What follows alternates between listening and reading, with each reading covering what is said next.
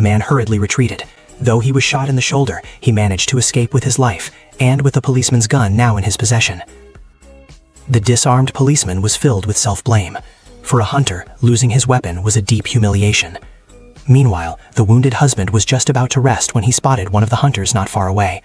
He told his wife to go ahead while he stayed behind to ambush their pursuer.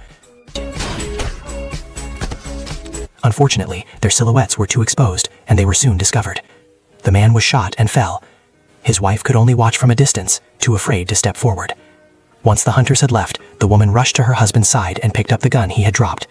But before she could take 2 steps, a shot from a hunter struck her in the arm. Seizing a moment of inattention, she dashed into a patch of thick grass, held her breath, and narrowly avoided being found.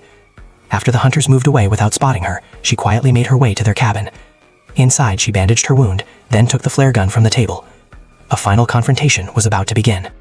To evade the pursuit of the 3 hunters, the woman deliberately fired a signal flare into the air to divert their attention. This was actually a trap she had set. When the hunters followed the sound to investigate, the woman, who had lain in ambush, opened fire swiftly. One of the attackers was instantly riddled with bullets. By the time the remaining 2 realized what was happening, the woman had already moved positions and quickly vanished from their sight. The 2 hunters frantically searched for her when suddenly, the heavyset one was shot and collapsed on the spot.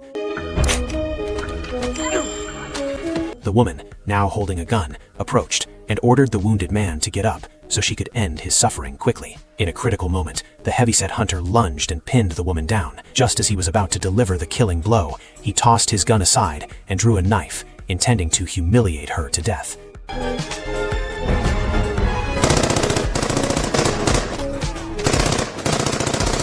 At this desperate moment, the woman fought back fiercely, first with a claw-like strike, then a powerful kick that sent the hunter flying backward. He was left fatally wounded, while the woman grabbed her weapon and fled northwest. Hearing the commotion, the last hunter rushed over, only to find his final companion dead at the woman's hands. Left with no choice, he initiated his final plan, retrieving a case from the cabin containing a highly destructive grenade launcher.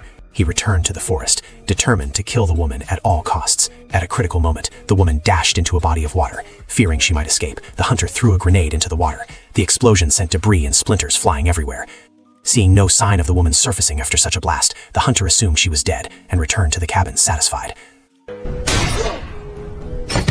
But in his carelessness, he failed to notice that the woman had already made her way there and was waiting for him. In the end, she succeeded in taking down all 3 attackers, avenging her husband.